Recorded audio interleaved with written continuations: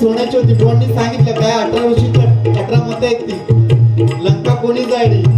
सीतेच्या शेपटी लंका जाळली असे बुवा बोलले. आता माका पण माहिती नाही की सीतेच्या शेपटी लंका जळली की नाही. हा म्हणजे शेपटीच्या रूपात. ओके शेपटी म्हणजे माका माहिती नाही विषय. म्हणजे सीतेची शेपटी म्हणजे काय बुवांचं वाचन अहो नाही म्हणजे 18 ऋषींचे 18 मत पण माका माहिती ना असं मी सांगतोय. होय होय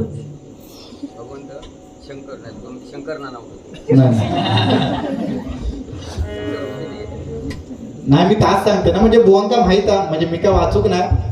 बुवांका माहित आहे म्हणजे माझ्या पुस्तकात म्हणजे मी होते ना त्या शाळेत ते मग एवढंच माहिती आहे की हनुमंतांचं जाळलं.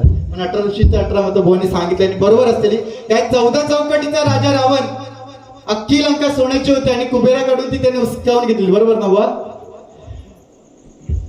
तो सुद्धा अहंकार गेला कारण रावणासारखा मातृभक्त शिवभक्त कोण नव्हता. कारण स्वतःची मान कापून मानेची शिर काढून त्याने कोको बनवला आणि त्या शंकराला त्याने प्रसन्न करून घेतलं. आणि बरोबर सांगितलं. आणि आत्मलिंग घेतलं आपल्या आईसाठी. एवढा तो रावण होता पण तो पण अहंकारातच गेलो. तर आपण माणूस आहोत. किती पण पैसा कमवा काय पंडित कोकाटे साहेब एवढे मोठे उद्योजक आहेत ते. पण एवढ्या गावासाठी ते विकास एवढ्या गावाचा ते विकास करतायत ना त्यांच्या मनाचा मोठेपणा. आणि काय आई वडिलांची पुण्य आहे की या गावामध्ये वृंदावन गावामध्ये खरंच माऊली सलाम आहे तुमच्यासाठी. एकदा जोरदार टाळ्या होते माऊलींसाठी. कारण पैसा असला म्हणजे झालं ना. पैसा कसा खर्च करावा हे पण त्याला कळलं पाहिजे. काय 60-70 हजार माणसाने किती पण पैसा कमवला ना माणूस जरी 7व्या किंवा 8व्या मधल्यावर रावा गेलो शेवटच्या अंगोल त्याची खळ्यातच ह्या त्यांना प्रत्येकान समजायचा. म्हणून काय सांगते बघा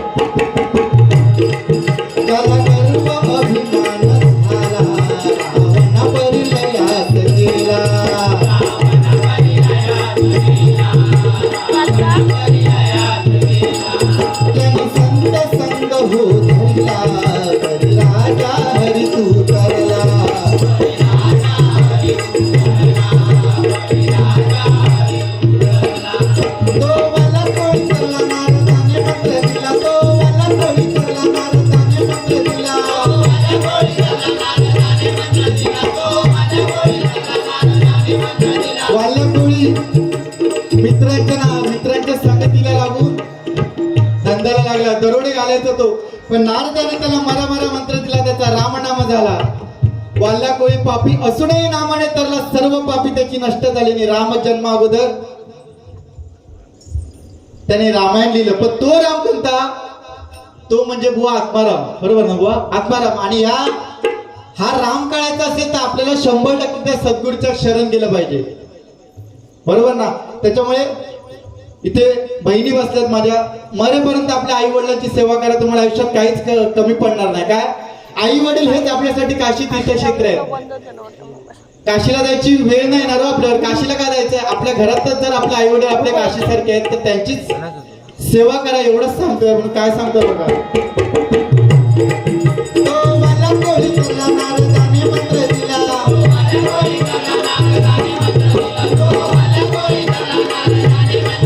राम नाम तो उच्चारिला.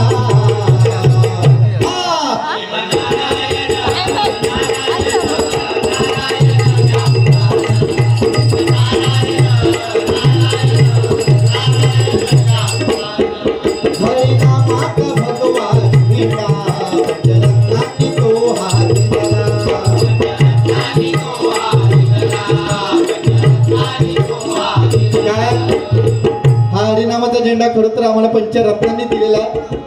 तर कुठेतरी गालबोट लागेल असं खरंच होणार नाही माझ्याकडून तरी.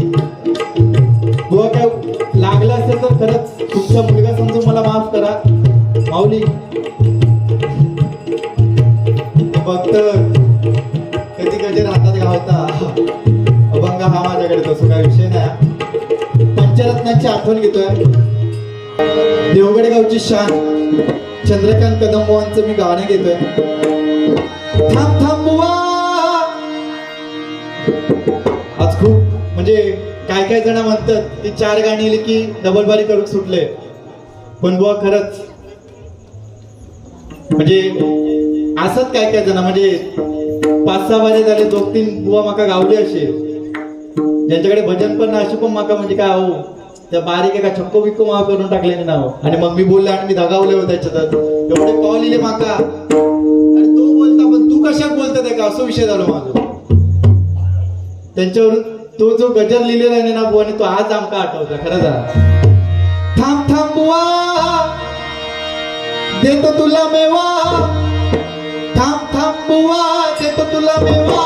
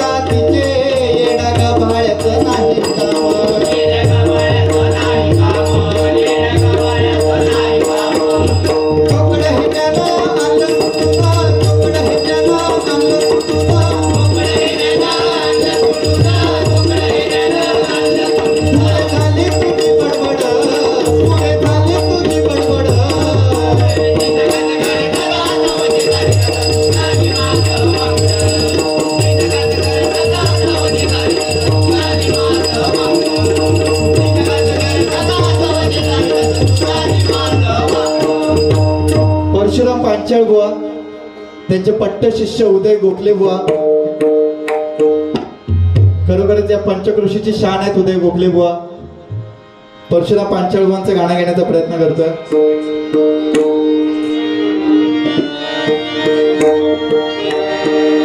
गुरु सुतार अमृता भला. गुरु सुतार अमृता भला. त्यानं खेळाया खेळाया खेळाया खेळाया गवरातीला. त्यानं खेळाया गवरातीला. त्यानं खेळाया गवरातीला.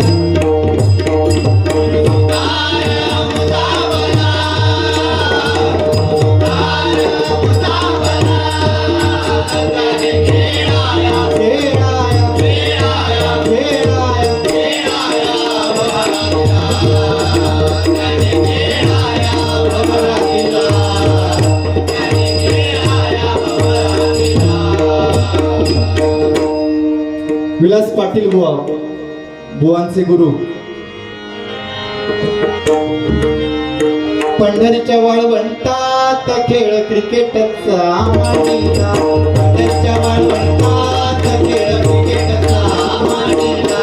पंढरीच्या वाळवंटात खेळ क्रिकेटचा मांडीला. संतांच्या विरुद्ध पंडितांचा सामना रंगला. संतांच्या विरुद्ध पंडितांचा सामना रंगला. पंढरीच्या वाळवंटात खेळ क्रिकेटचा मांडीला. पंढरीच्या वाळवंटात खेळ क्रिकेटचा मांडीला. काशीराम परब बुवा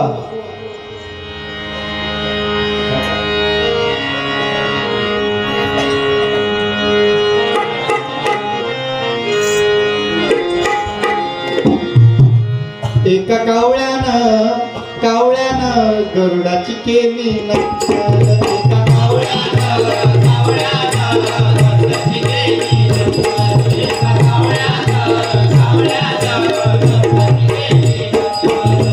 जीव फुकटचा गमू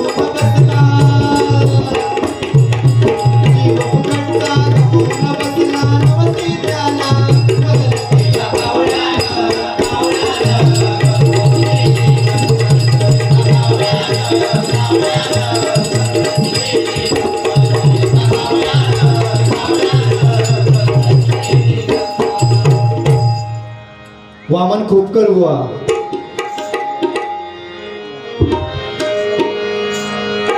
प्रदक्षिणा घातली फक्त आईच्या भोवती, प्रदक्षिणा घातली फक्त आईच्या भोवती.